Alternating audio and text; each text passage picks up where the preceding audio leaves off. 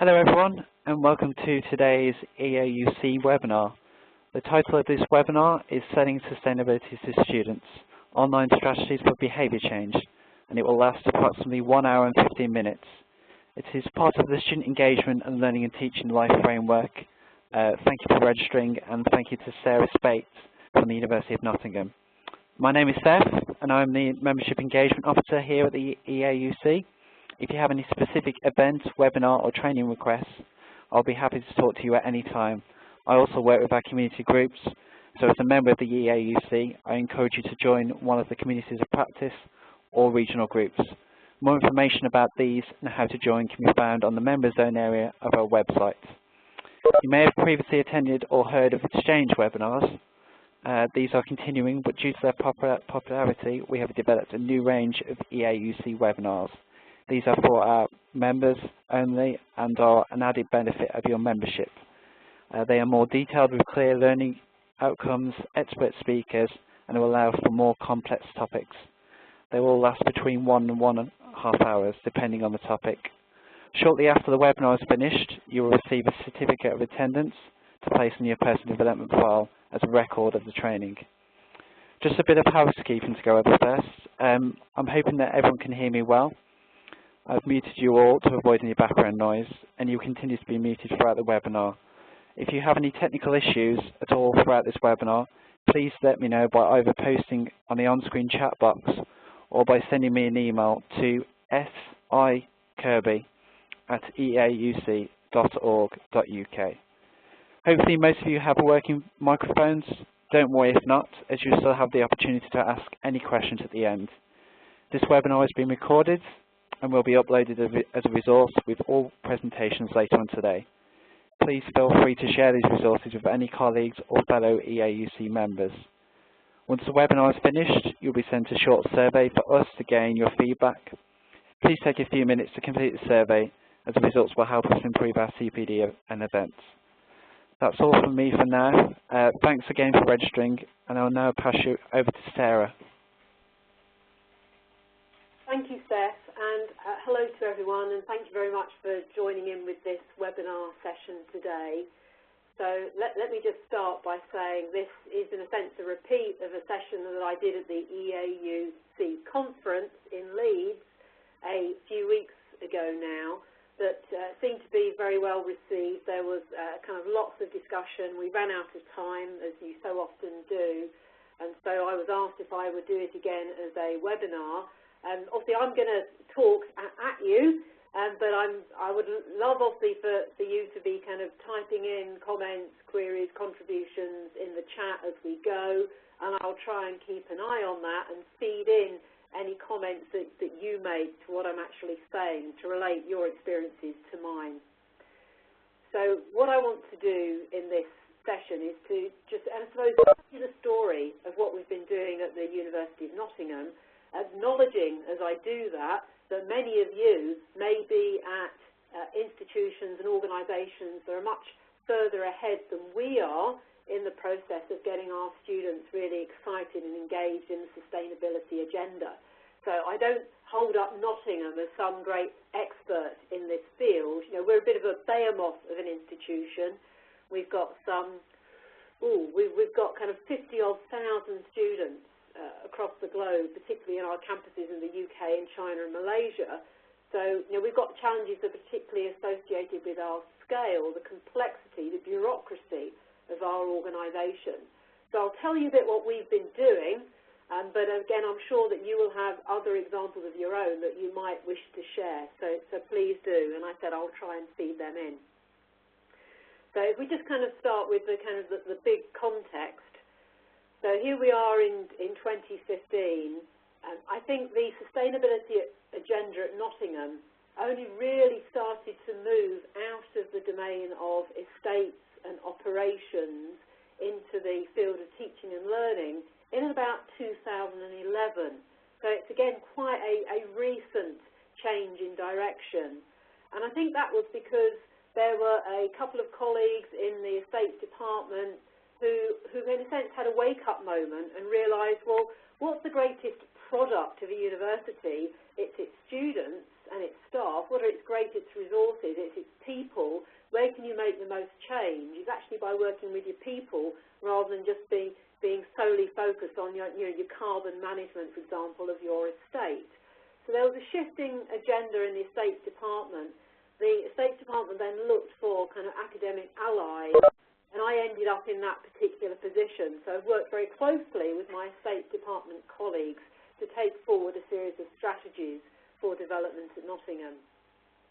And I think there have been a couple of kind of strategic angles to that have helped us to do particular things. So again, I'll bring some of those out as I talk. So if we just look at what I'm showing you on the screen at the moment, this goes back to a project that we did in 2011 and 2012, which involved us producing 5 e-textbooks about sustainability. And you'll notice that they are disciplinary specific. So we've got engineering, we've got geography, we've got business, we've got arts and humanities, and then we've got the kind of add-on, which you see in the bottom left-hand corner, which was learning for sustainability, which was much more about pedagogy and processes. And so this was an externally funded project, funded by JISC, which enabled us to produce these resources. And I think this was kind of one of the first steps on our journey towards thinking about what does sustainability mean in terms of the core teaching and learning business of a university. So we produced these 5 books, and it was a wonderfully fun process putting them together. And we got students involved in focus groups and surveys and evaluations to see what students felt about them. We put them out there as open educational resources, and you've got the link on the screen so that any of you can go to these. You can find them in the iBook store. You can find them in various other formats. You can download them and use them. They're Creative Commons licensed, so you can reuse them for your own purposes. That's very much what they're there for. So we did that, and you might say that's the first chunk of our thinking. How does sustainability relate to academic disciplines across the university? So you can see we're still in boxes at this point, back in 2011 and 12. So engineers are talking about engineering, geographers are talking about geography and sustainability. I suppose the shift that we're starting to make is that we didn't go solely for the obvious disciplines. So sustainability in the arts and the humanities was very much an attempt to think about how can we make sustainability relevant to students on a classics degree, students who are doing archaeology or art history, the less obvious connections. Now, I know what those connections are, but if I were to go back to 2010, 2011, they wouldn't necessarily have been obvious to me either. And I guess I should say that I'm an archaeologist and a medieval historian. They are my disciplinary backgrounds. So we did these 5 books, and they were very successful, and we're approaching something like 30,000 downloads now for that suite of online books. So that's a great metric to quote. That's a sign of that they are being used. But obviously, until those metrics build up, the thought that was going through my mind was, okay, we've done them, they're out there, we're kind of sharing them, but how do we actually be more proactive in our use of them? I didn't want to just leave them for students and staff to read when they felt like it. So the kind of next part of our thinking is, well, let's turn them into a course. Let's use them as the kind of key textbooks for some more formal learning around sustainability. And again, phase 1 was, okay, let's do 5 modules, one module about sustainability and engineering, one about sustainability and geography. But then I suppose there's another kind of eureka moment when our thinking moves on. Hang on a minute, let's put them together. Let's do a multi and interdisciplinary course instead. Let's get the engineering students to understand how the arts contribute towards sustainability. Let's get the arts students to understand the business perspectives, and vice versa. So that's what we did, and I think that's been quite a significant chunk of new learning for us. Okay, so thinking starting to change, it's shifting. we're recognising that you have to speak to disciplines to connect students to the sustainability agenda, because that's how students identify themselves. You know, I'm a business school student, I'm an engineer. But let's do that to some extent, but then try and broaden that out and get students to think about how sustainability relates to their learning in general. So we come up with this online course, which has now gone through several different manifestations. And here we are looking at the front page of one version, the version that we ran in autumn 2014.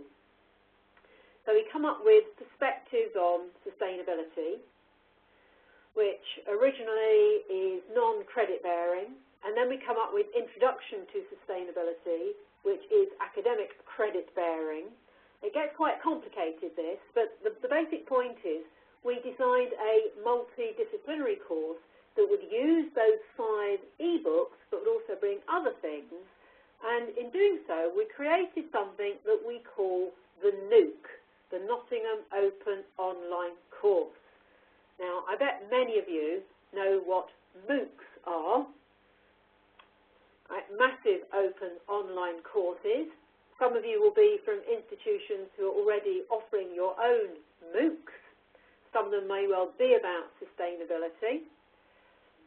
But MOOCs were a fairly new phenomenon in the UK higher education landscape back in 2011, 2012.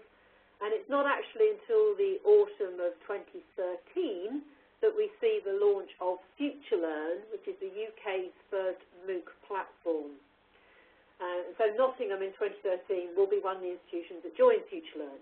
But prior to that, we took the MOOC format and we thought, let's do a Nottingham internal version. And so, not being terribly innovative with our acronyms, we came up with the NOOC, the Nottingham Open Online Course. And sustainability, perspectives on sustainability, was the very first kind of course that we offered in a NOOC format. Okay, now let me just say a word about this NOOC format, because again, it's very kind of institutionally specific. So we've got campuses in China, in Malaysia, in Nottingham. When I was thinking about how can I get students to engage with sustainability, I was also thinking about, well, you know, one of the issues, say, on the UK campus is that most of our students, they're like me. You know, they're fairly middle class. They've had a pretty good education. They're living in a reasonable degree of comfort. They're not worrying about power shortages. They're not worrying about the water being cut off. Most of them aren't particularly that worried about where their food comes from. Whereas if I look at our students on our Malaysia campus is incredibly diverse. You know, 40% of the students on our Malaysia campus don't come from Malaysia. They come from Africa. They come from Southeast Asia. But many of them are coming from communities which are worried about electricity, are worried about power. Many of them are coming from conflict zones. You know, they have a much more immediate and real exposure to some of the issues of non-sustainable societies and injustice in the world. And then if I look at our China campus, our Ningbo campus, which is south of Shanghai, then the students there are overwhelmingly Chinese. But they are dealing, again, with other issues, particularly, for example, pollution. So the thinking there was, well, let's get these students actually in the same space talking about sustainability, because that might actually help predominantly the UK registered students, the majority of whom are from the UK, to actually think about the experiences of their fellow students. And of course, you'll then get both a disciplinary richness, but a context and a cultural richness that could be of benefit to everyone. So that's kind of some of the thinking behind what we put together. Another kind of key plank of this was what I call our multiple outcomes model. Okay, when I think about the kind of my kind of headlines for engaging students with sustainability, one of them is about having forms of reward and recognition for students, acknowledging their learning, finding ways of accrediting it.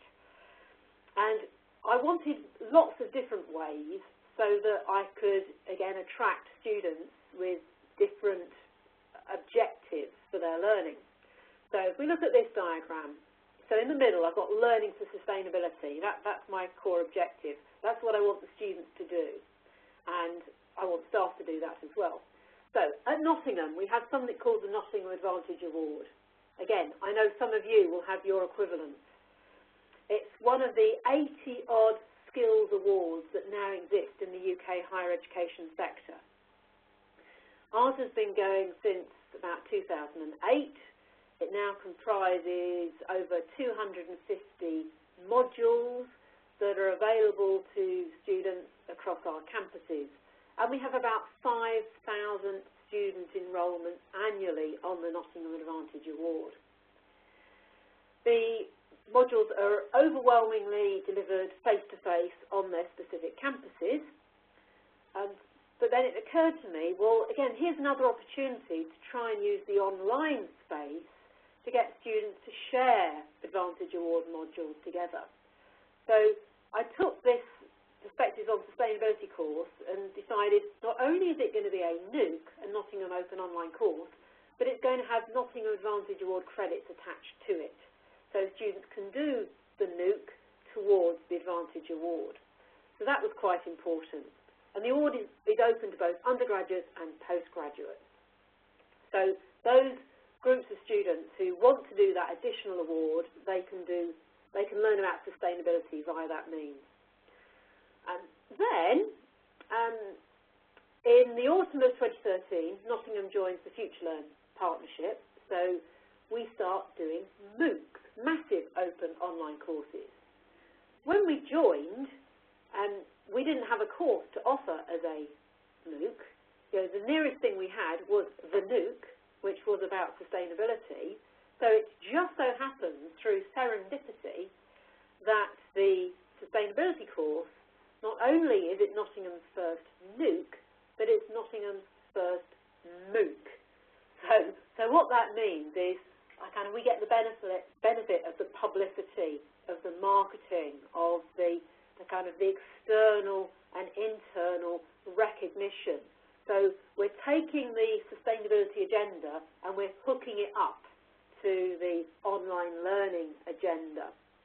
And that speaks to university management, but it also helps us in our student-focused agenda by getting the students into a space where they are positioned to learn from each other, with each other, not just from staff. And so what the MOOC can also do, it can also reach out to our alumni. So it's a space where we can attract in University of Nottingham graduates and also hook them up with existing University of Nottingham students. So we've got NOOCs and we've got MOOCs, we've got the Advantage Award, and then the next stage in my thinking is, okay, let's now try and attach academic credit to this online course. We did that for the first time in the autumn of 2014, so I now have a fairly complex model where I have basically the same course that is now offering Nottingham Advantage Award credit, academic credit, but also just general interest and CPD learning for people outside of the University of Nottingham who can access the same course via FutureLearn. Now, to me, this is also means that we're heading towards a sustainable model. So I've taken that, that core bit of work and I'm now using it in various different ways. So that also speaks to an agenda around sustainable processes and sustainable models for learning. Let's come back to the students, because that's what we're really interested in today. Now, again, I'm well aware that some of you will have a huge amount of expertise in online learning. So, again, I'm by no means presenting an ideal model here. This is about what we have learnt along our particular journey. So, in order to produce a successful online course, it seemed to me, as someone who was fairly new into this space back in 2011, 2012, that you end up thinking differently. You know, I've been teaching face-to-face, for 20-odd years to the University of Nottingham, but it was only in 2011-12 that I started to seriously teach online. So I'm learning as I go. And what I'm trying to do, I think, is model the process for my students in the processes that I'm going through. So I'm much more methodical in the way I structure, the way I build in interactions, and the way I found that I was focusing not so much on content, but on those interactions, on collaborations, on the scaffolding that enables the content to work in the online space. And here's just an example of one of the models that myself and colleagues were coming up with when we were developing this course.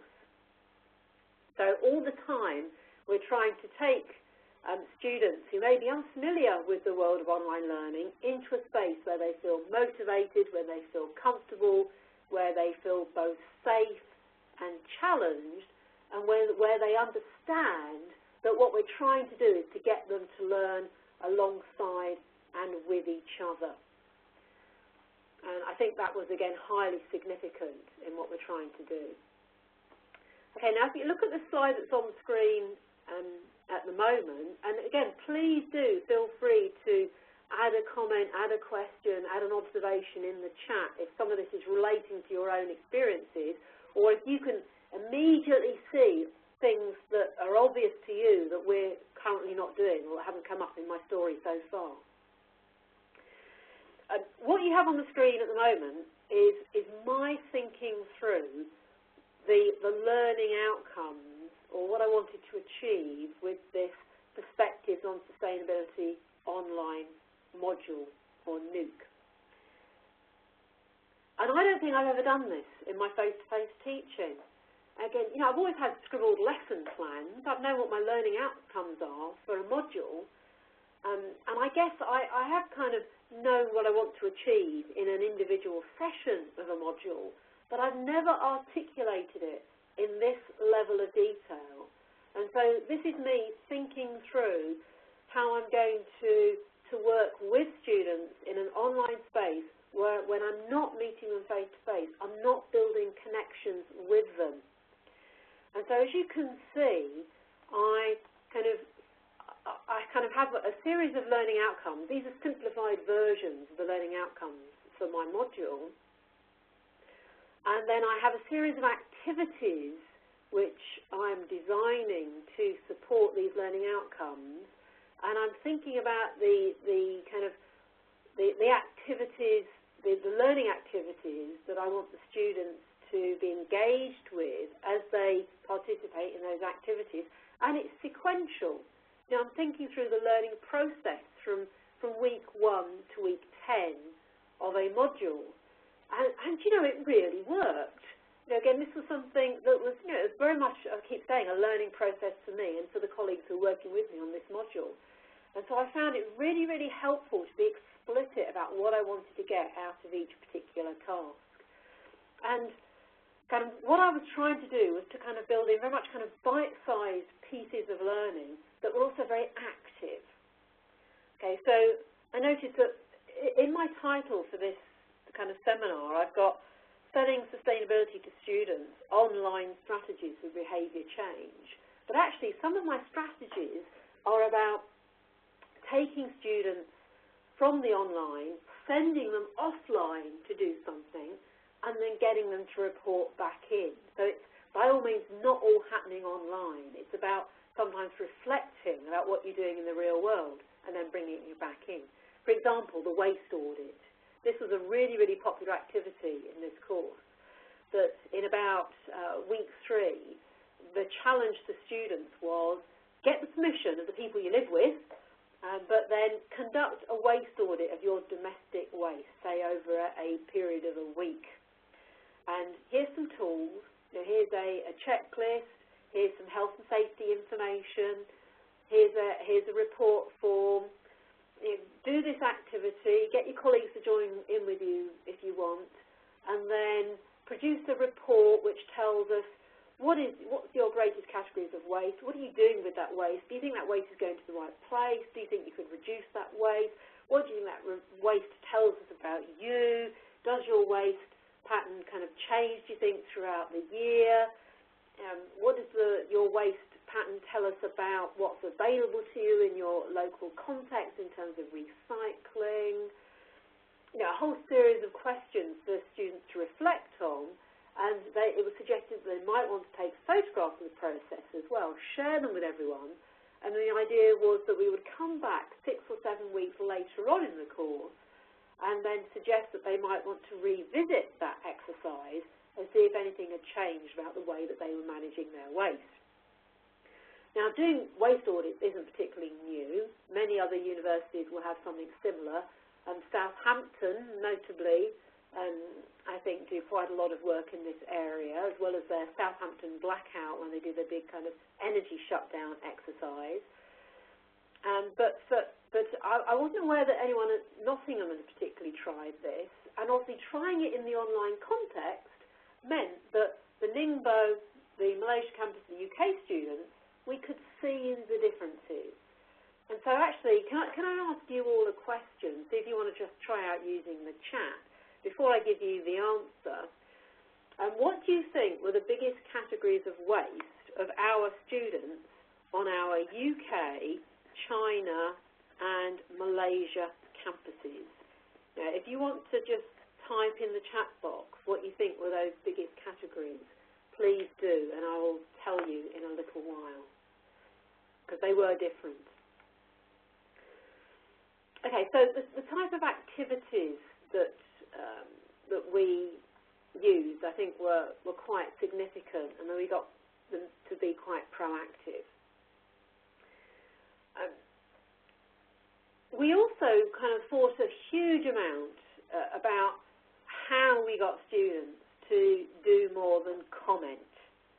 Again, one of the debates that's going on in the MOOC space is, okay, you attract your 10, 20, 30, 40,000 students, and FutureLearn have, thank you for the examples coming in, I'll give you the answers in a minute, but FutureLearn have recently reported that one of their courses, I think with the British Council on preparing for IELTS tests, is now the largest recruiting online course ever, with something like 150,000 participants. We didn't have anything quite like that. But when you're dealing with scale, you want to make it meaningful, don't you? You don't want just hordes and hordes of comments. So it's how do you turn the comments into discussions?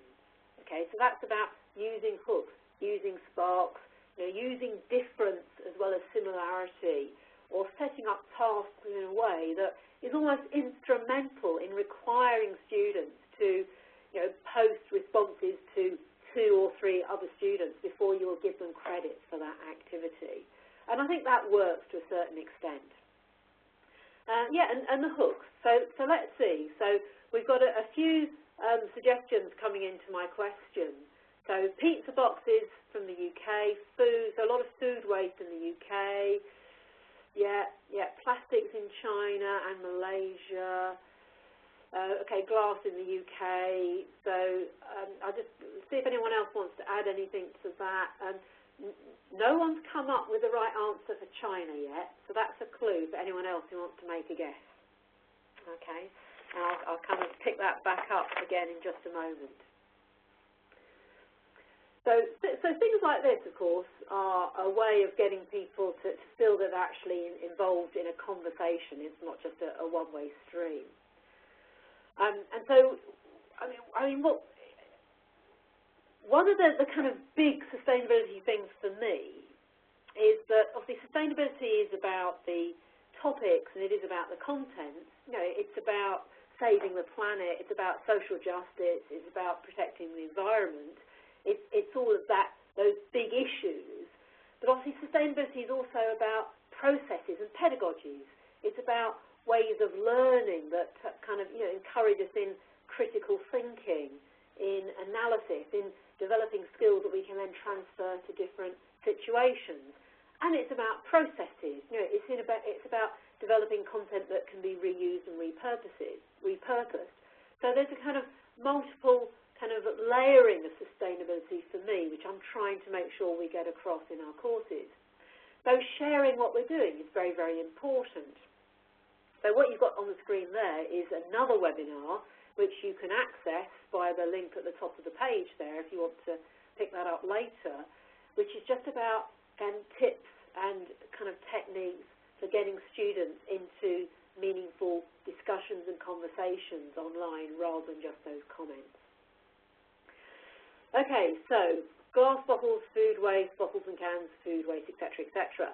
Right, well, the answer that was, so in our food waste exercise, the waste audit, when we looked at the different responses of students from our UK, our China and our Malaysia campuses, the answer was that yes, food waste was the biggest category of waste in China and in Malaysia, and yes, pizza boxes. So I think that may be Seth who got it right there. Congratulations, Seth. So pizza boxes were the greatest category of waste, of food waste, for our students on the UK campus.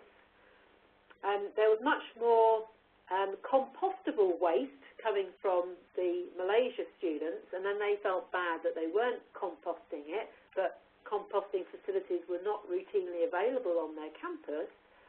Okay, no one has come up with the right answer from China. The biggest category of waste, domestic waste, reported by students on our Ningbo, China campus was tissue paper. Yeah, now that surprised me. And then, oh, it's pollution, isn't it? It's they're sniffing all of the time. They're all dealing with nasal irritation because of the high levels of pollution. And as many of you or most of you will know, pollution scales in China, they start off the scale, don't they, compared to the UK? If our scale is 1 to 10, they don't bother with 1 to 10. They start at 50 or 60. So you could see, and what was the Ningbo China students reported was that pollution was affecting their domestic waste on a kind of daily basis. Okay, so again, that's just an example of something that enabled us to engage our students in a piece of learning that directly related to their different experiences. But it also made them feel part, hopefully, of the one community. You know, they were all in it together. They were connected by being students of the University of Nottingham. So what I'm trying to do with this online course is to lead students on a journey. And again, you know, if I try and divide up the various activities, you might say that these are the 4 categories. And this also relates to that other big agenda for all of us these days, and that is student engagement, taking students beyond consultation towards engagement, towards participation, towards co-creation of knowledge and co-creation of their learning. So a lot of self-auditing. Not only did we do waste audits, but we did water footprinting. That was also fascinating. You know, you can just access a free, easy online tool and then get students either via a discussion forum or via a webinar format such as this to measure their own water footprints. The point being that you can look for the comparisons, the contrast between countries and contexts and cultures, and you can look at where is that water being wasted, where is it being used, is it in cooking? Well, it's not going to be in cooking if it's in pizza boxes. Well, it's not going to be directly in cooking, is it? But it is going to be in the production of the cardboard that goes into the pizza box and in the watering of the vegetables that goes hopefully onto the pizza. So you can open up discussions of where that footprint is actually being generated, the direct and the indirect. And you're also then, of course, providing students with a tool that they can use later to self-audit themselves as if they're able to have an impact by changing their behaviour.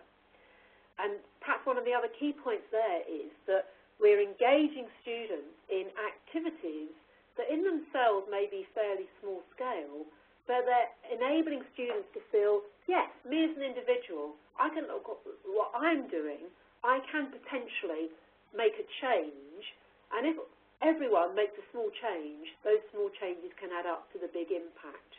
Because it's so easy, isn't it, for students to think, I can't do anything, I can't affect the government and the carbon reduction targets, so I'll leave it to everyone else to do. What I was hoping for is that there will be lots of small-scale changes, students think about their behaviour, and they would therefore influence those they live with, fellow students, their families, their friends, and indeed, of course, staff at the universities. Because students influence staff, don't they? Far more than other staff influence staff. Criticality and reflection is another obvious, so providing lots of opportunities for students to reflect on their learning at the start of a journey, at a midpoint and at an end, and also pushing that reflection into criticality, so engaging them in discussions about particular resources, TED Talks, for example, or kind of other webinars. We did online seminars about the ethics of sustainability. That was very, very popular. Again, when I was trying to involve lots of non-obvious disciplines in this course, I thought, let's go to the philosophy department. What can the philosophers bring into this?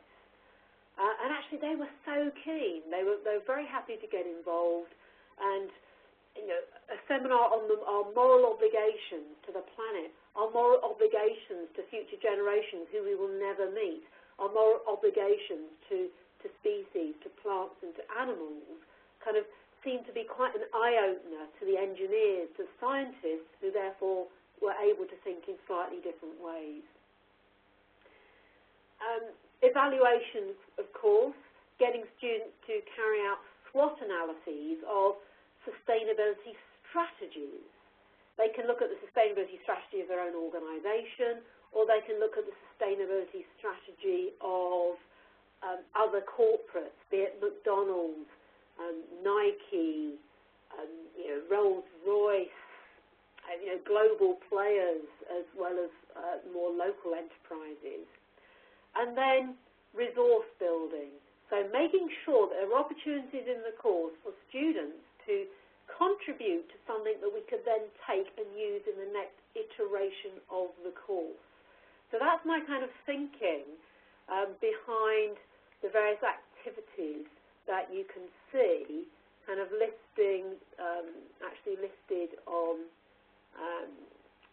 so let me just get to the right slide, that's it, on slide 6.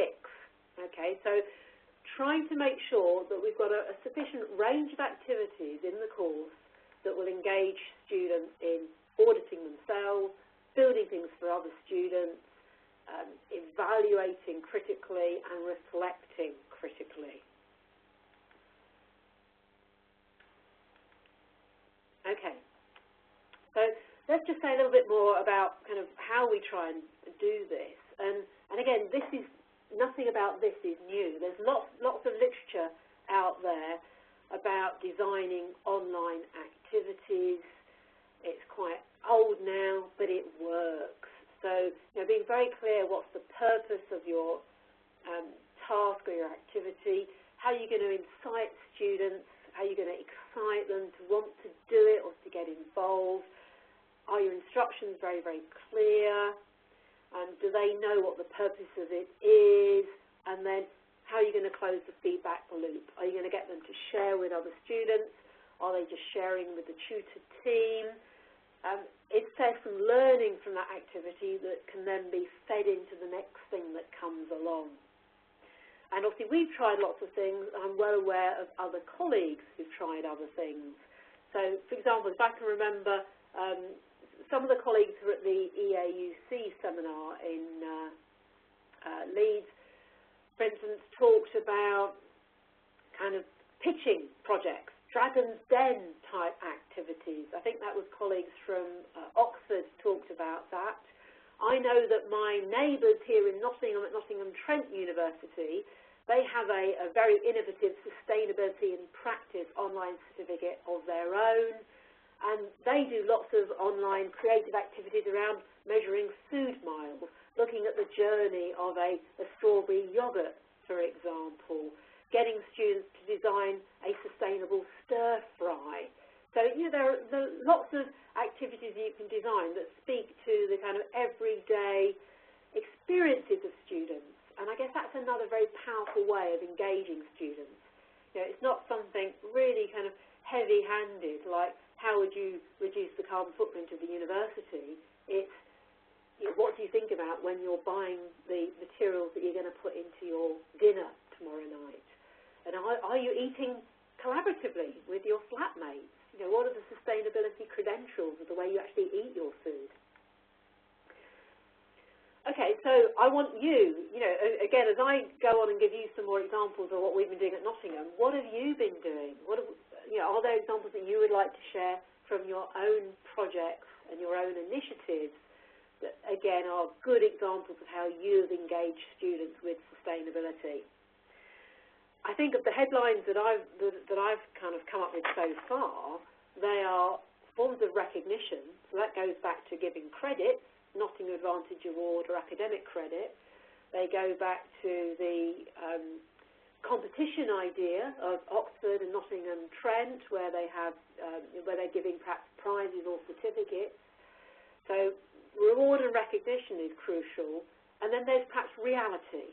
So reward, recognition and reality, speaking to an everyday experience of students and making the activity sufficiently small scale so that they are doable, they're realistic. Oh, I'm getting lots of R's in there, aren't I? So reality, realistic, reward and recognition. Right, those 4 R's have only really come to me as I've been speaking. So please type in any examples that you would like to share as I go on. It doesn't always work, and obviously in the stuff that doesn't work, there's a huge amount of learning. So I think it's good to have things that don't work according to plan. I like that. So here's an example. One of the most popular activities that we have tried in our online course has been what we call a visual history. Okay, a visual history or an image bank. You know, we thought we would get students to collaboratively build a visual history of the emergence of the sustainability agenda. And what I was really after was, I don't know, images of the Rio, the Rio summit and Rio 2012 and the Kyoto Accord, you know, various kind of political events that have signalled the emergence of the sustainability agenda. Events to do with the emergence of that agenda in the world of higher education. So I was expecting pictures of Ban Ki-moon or pictures of universities who started to invest in BREEAM outstanding rated buildings. So, and I was expecting images that might start back in the 1970s and would build through to the present day. Or I thought, well, maybe they would think about transport, and so you've got images of trams, and you have 19th century trams all being ripped up and then being put back in again, which seems to be the case in the UK in the late 20th and 21st century. So I kind of had a vision of what I expected in the image bank, but actually I got a much more personal story. So this is actually one of my favourites. This fantastic array of courgettes and plums and kind of various forms of French beans and other types of bean there. And so here we had a student whose family were from the Philippines and was now on the UK campus and had been living in London. And this, obviously, student, you can see the student has quite a detailed caption there, talking about how her family had been always grown their own produce, but the student initially found the way in which they kind of kept all these scraps off a bit embarrassing, but now starting to realise that this isn't embarrassing, this is cool. This is the new trendy grow your own food movement. This is not remotely embarrassing and old-fashioned. And so a lot more personal stories started to come through, which made me think, okay, well, next time we do this image bank, I'll refocus it slightly. I'll kind of keep in with that line of let's learn personally about sustainability. Let's learn about sustainability, society, and us, rather than sustainability and politics, because that tends to be a way in to students. It's perhaps a less scary way in. So the image bank worked, but it worked not in quite the way that I expected. And we ended up with a good, a nice number of images in there. And I was able then to analyse what proportion of them were on particular topics. So here, for example, is an analysis of what came out of the image bank. Yes, there was a small number on personal and daily issues, but actually the images on pollution were very personal. There was a large number of images of the view from my window. Okay, so it wasn't a downloaded image of a smog cloud above Beijing or any other city. It was the view from my student flat, the view from my flat where I live with my parents.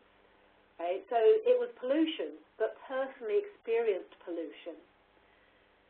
Deforestation, several of those, again, came from students on the Malaysia campus who were worried about deforestation around their own villages. Again, that was another very interesting observation, that whereas perhaps on the UK campus, and that a large proportion of the students, you might say, came from urban contexts, that wasn't the case in Malaysia. Again, so there were, might say, kind of greater connections with the natural world and the potential damage to landscape that were being experienced by students. Plenty on recycling, only 11% on kind of politics and policy, whereas I'd expected that would have been the kind of biggest category.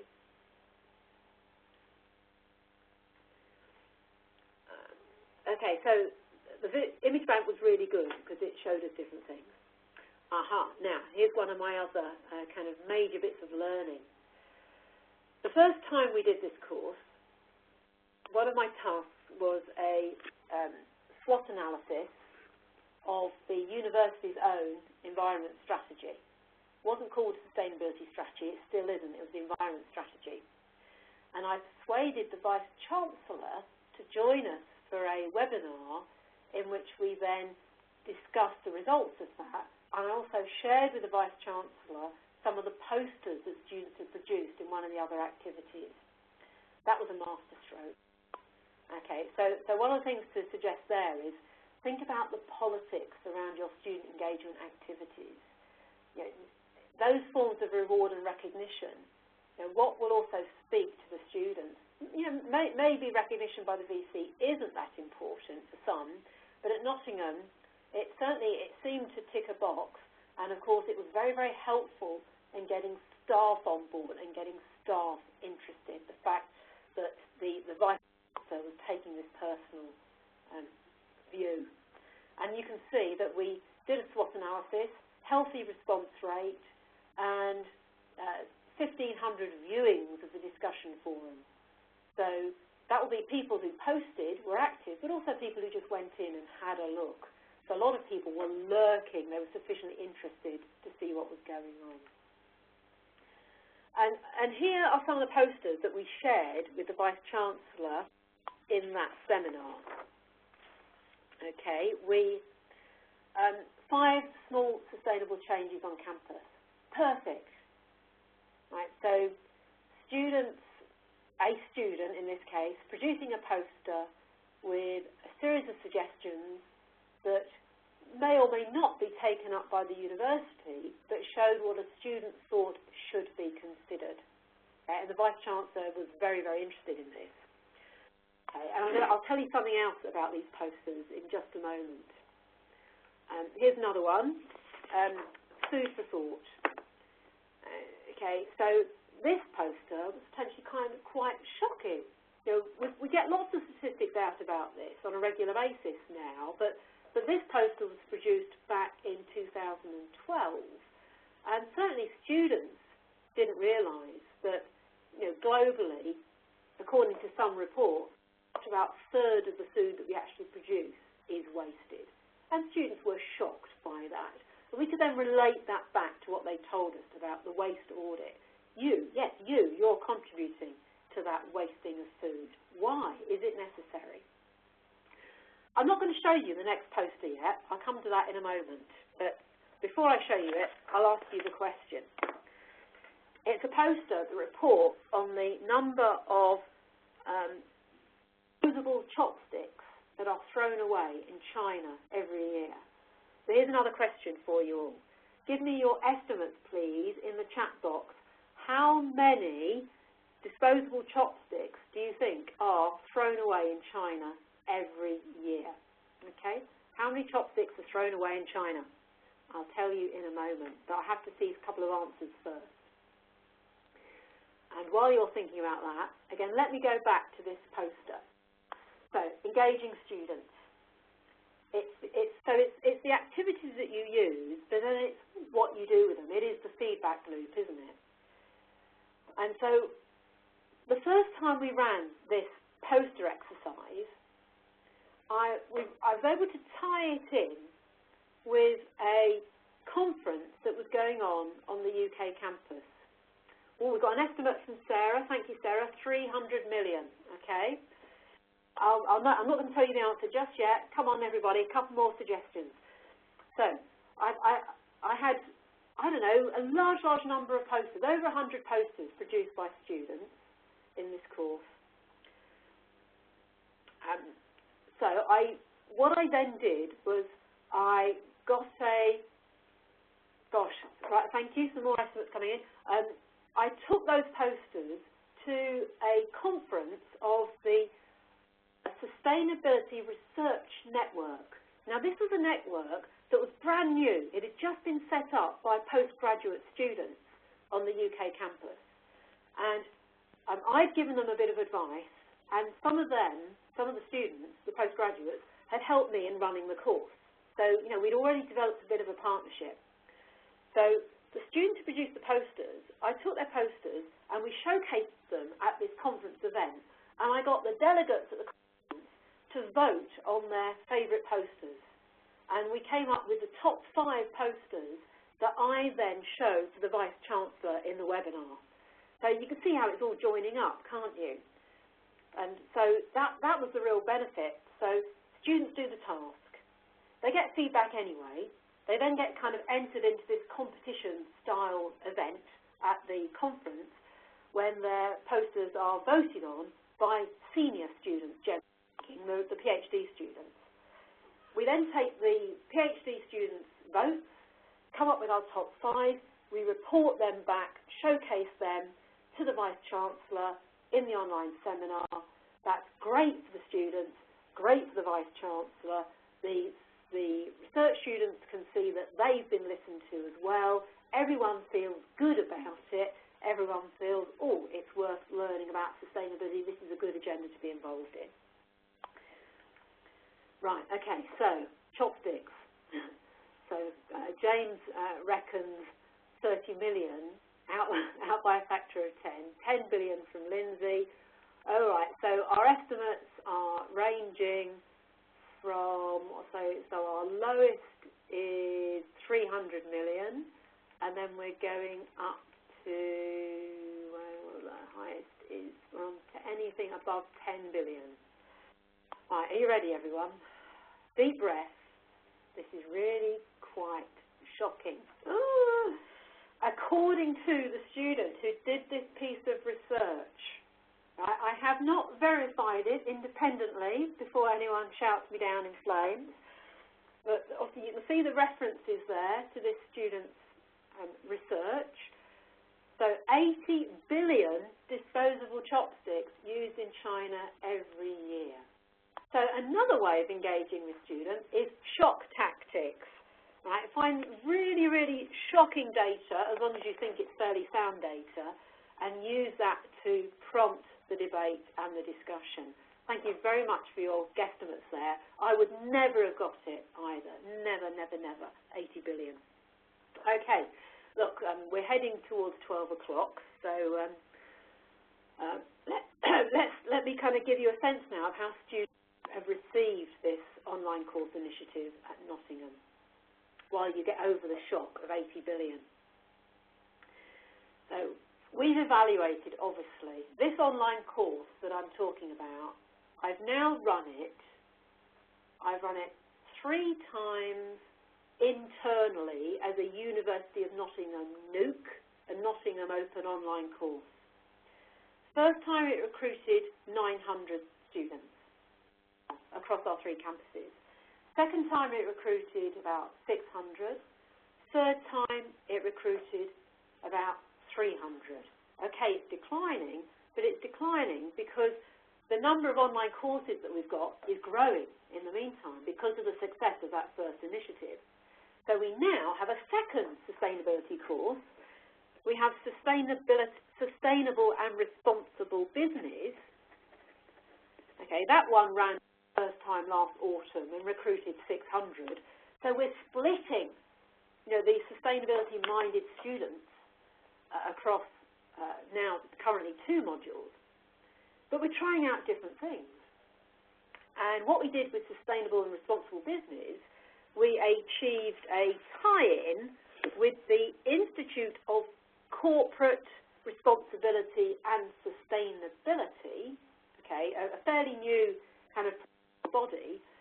And what they did, they said to us, the students who successfully complete your second sustainability NOOC, Sustainable and Responsible Business, we will then take the evidence that they've completed that course and take that evidence as giving them eligibility to apply for associate membership of our institute. They still have to pay their £30 membership fee, but they've done all they need to do by completing your course. So there you go. That's another potential reward, recognition, or you might say it's progression for students who are thinking, I could actually think about a career in the green economy, in the green sector, in sustainability. I can understand this stuff. I can think entrepreneurially in this space. Okay, so that's another bit of where our thinking is moving on. So I was just going through the numbers, wasn't I? So at the moment, then we have had about 1,800. We've had about 2,400 students who've gone through our online sustainability courses internally, and then we've run it twice externally as a MOOC on FutureLearn, and we had about 7,000 enroll the first time and about 4,500 enroll the second time. They're by all means not all active, but they were sufficiently interested to register. So the reach, potentially, is quite good. And bearing in mind also that the 5 textbooks that we wrote way back in 2011-12, they're still out there as open educational resources, free to download, with currently 30,000 downloads, then I think that's quite significant. From a fairly small batch of learning, we've managed to do quite a lot with it, which to me is also quite sustainable. So this is what students tell us. You've probably read all of these by now.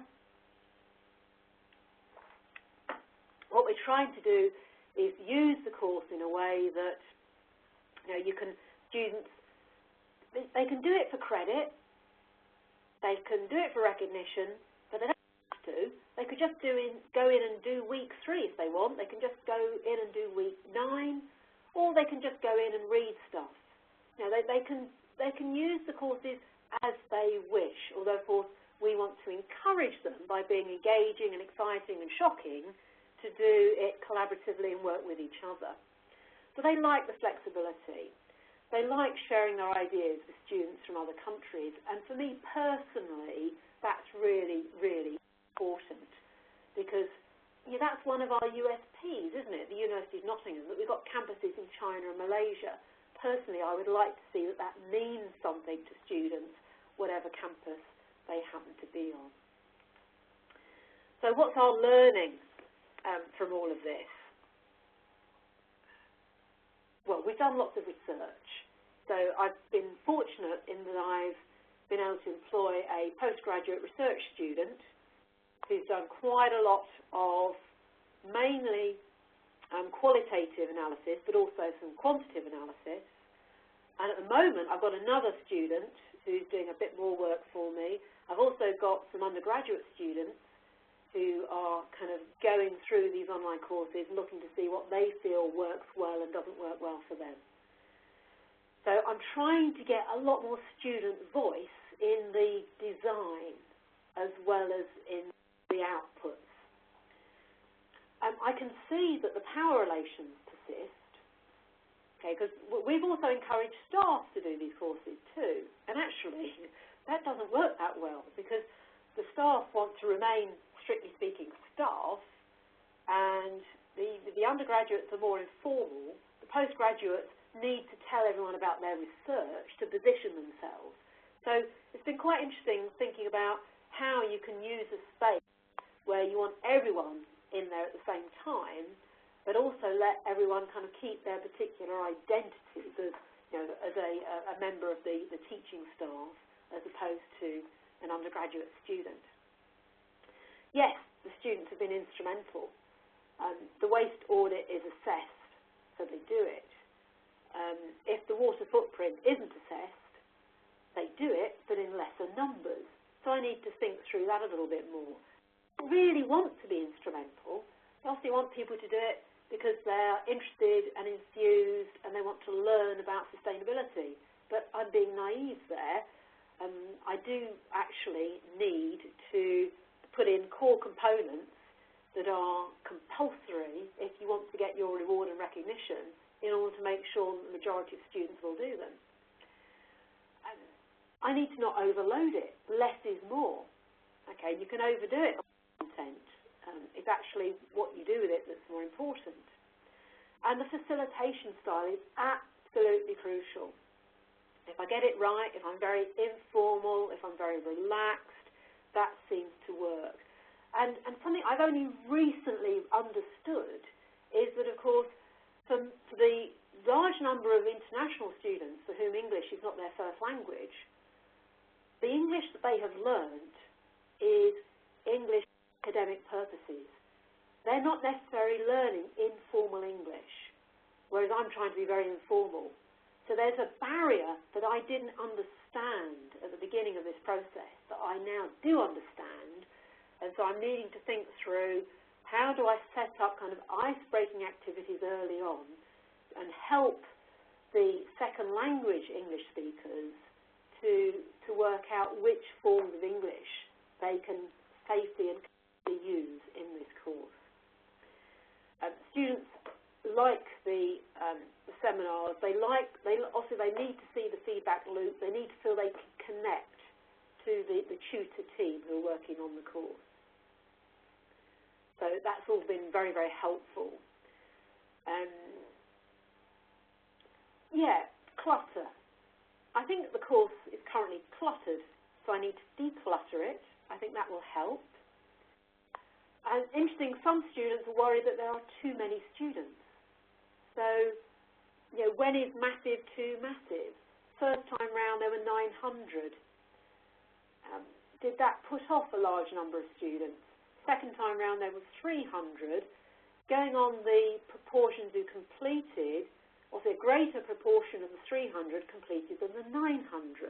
So again, does that mean that actually having a slightly bigger choice of line and spreading the students out means for better learning across the piece?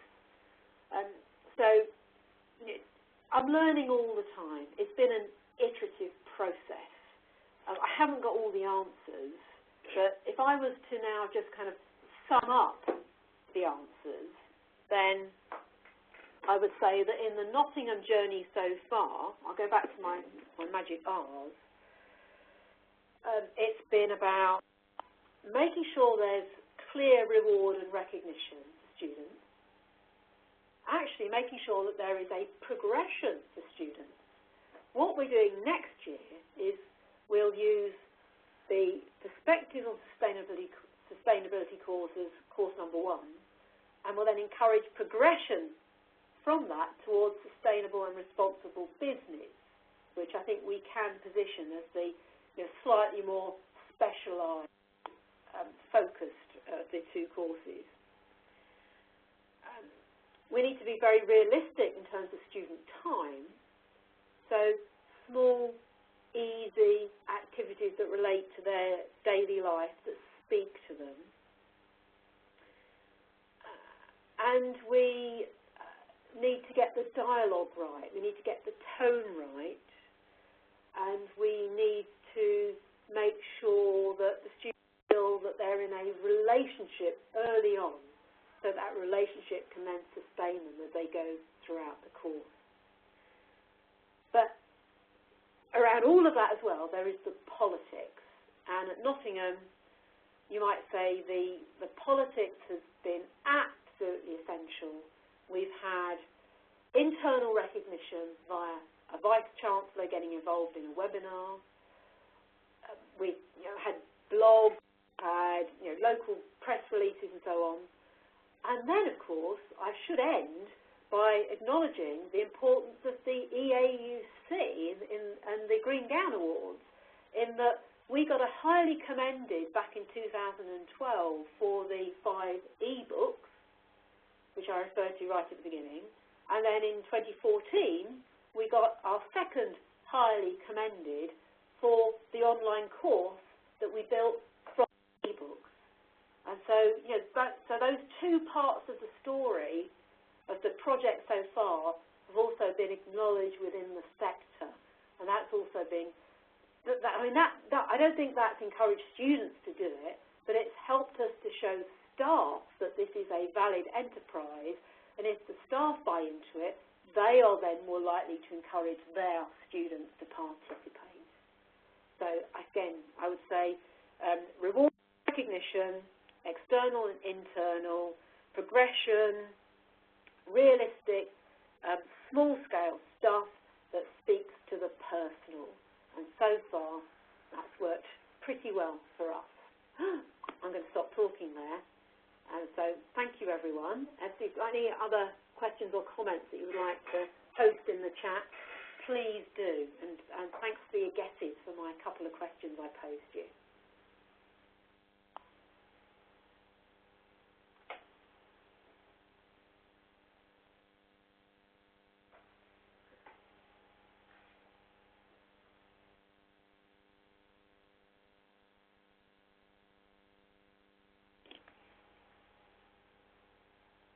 Okay, I've got a question from Christopher Woodfield about the subject areas of students undertaking the course. Geography is strong in there, Christopher, but actually geography has been stronger in the team of postgraduate research students who've actually worked with me in facilitating the course. I think I've generally had between 4 or 6 PGR students, and of them, each time, 3 or 4 of them have been geographers. The School of Geography has been essential in the running of the course. In terms of the subject areas, business. Now, one reason for that will be our Ningbo campus. So, when we've looked at the split across the campuses, let me see, I think about 10% of the participants have been from the Malaysia campus, and then roughly the rest has been split between China and the UK. But on the China campus, the business school is the dominant school. It's got 90% of the students, so that sways it. So the business school come in first. Secondly, I think it will then be the environmental sciences, and then the engineers, but also humanities have a good showing. So humanities are up there with a reasonable proportion. They are over undergraduates who are on there, and they are mainly undergraduate first and second years. And I think often what draws them in is the Nottingham Advantage Award, because they are strongly encouraged to get involved in that early on. And so then this is one of the offers that they've got. Okay, so mainly undergraduate business school students. Right, okay, so a course point students towards opportunities on campus and in the local community. Yes, it does. So again, we try and do it without cluttering it up too much. So we would always kind of have an events stream going on so people can see other things that are going on. And we would signpost to organisations such as Enactus. Okay, Enactus is a student-led charity that's global. Okay, and Enactus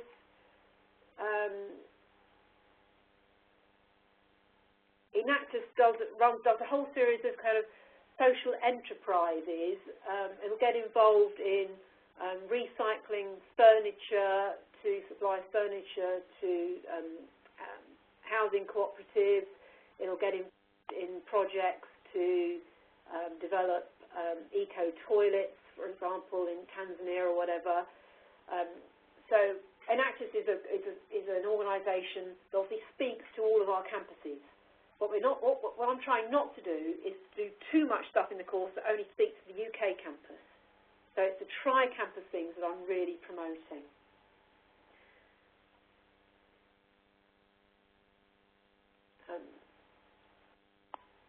So Enactus is a major volunteering opportunity. Also, within the course, there is a week that focuses on corporate social responsibility. That's where students might do a SWOT analysis of a organisation's sustainability strategy. And in part of that week, we also draw on a chapter in the Sustainability and Business textbook, which talks about careers in the green economy, and that includes advice and guidance on internships and how you might go about getting them and where you might look. Right, so the textbook also covers some of that, and because we relate to those, we bring that into the course.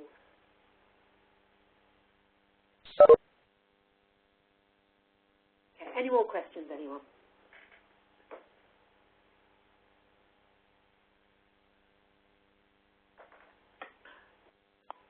I should say that I reckon the course is on its kind of silver medal version at the moment. So we started in bronze medal version back in 2012, and again the idea was, we've had this idea, let's do it, and let's try it out without it being perfect. So we've now, as I say, we've now done 5 versions. I think we've got to silver medal. We're not at gold medal yet. So gold medal means that I need to take a lot of the learning from the research and evaluation that we've been doing and tidy it up, streamline it, and make it less cluttered, tidy up the focus a bit, get the weighting of assessed and non-assessed activities right. So perhaps the next version in the autumn will get to gold.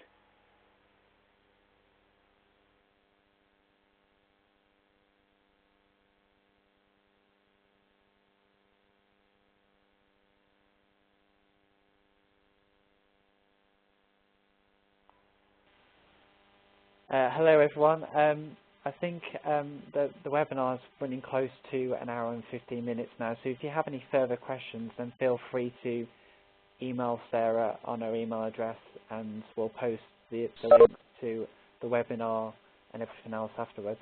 Thank you for joining the webinar. I hope it's been useful, and I'll see you again soon.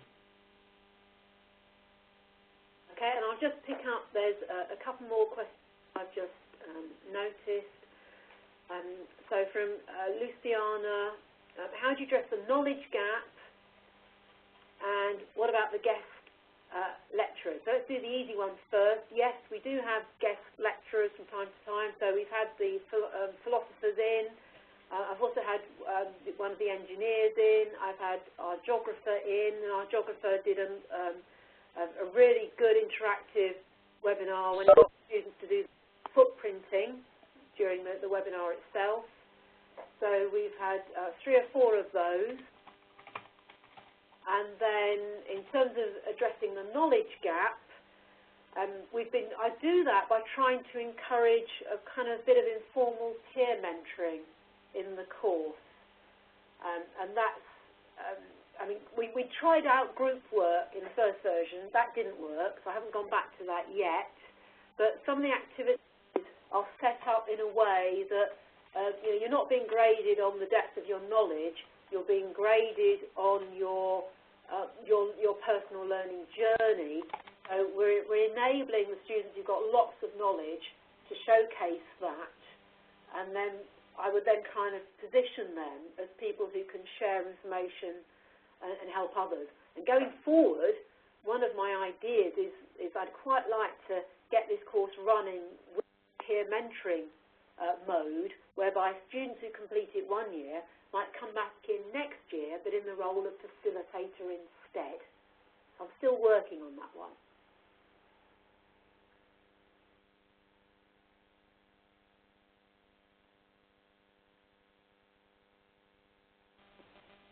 Okay, that seems to be all the questions that have been asked. So if you have any further questions, then feel free to email. Or we just have a question come in just now from Christopher. Okay. Right. How is the course advertised to students, and how do they know about it? Yep. Are there any help from lecturers or the SU? Okay, that's a good question, Christopher. So the virtual learning environment for the University of Nottingham is Moodle. We find that the most effective means of advertising is a banner or an advert that we put across the top of the Moodle page, and that every single person who logs into Moodle sees that an advert for the course. So the entire university community sees the advert. That's the most effective way. We also advertise it via the Nottingham Advantage Award. That has its own marketing, it's tweeting, it's Facebooking, it has its own web page, it does promotional events in schools at the start of term. So that's also very powerful. We have staff and student environmental networks, so we ask them to promote it. We also promote it via blogs, a whole host of things, but the #1 mechanism is that advert in Moodle, so every single person who logs into Moodle can see it.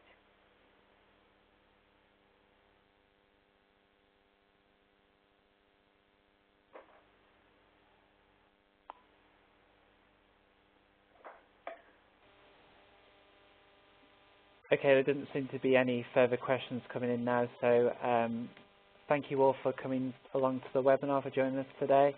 I think we've just run over a little slightly, but yes, this will be posted later on, so you'll have access to the presentation and the full webinar. Thank you, Sarah. And thank you.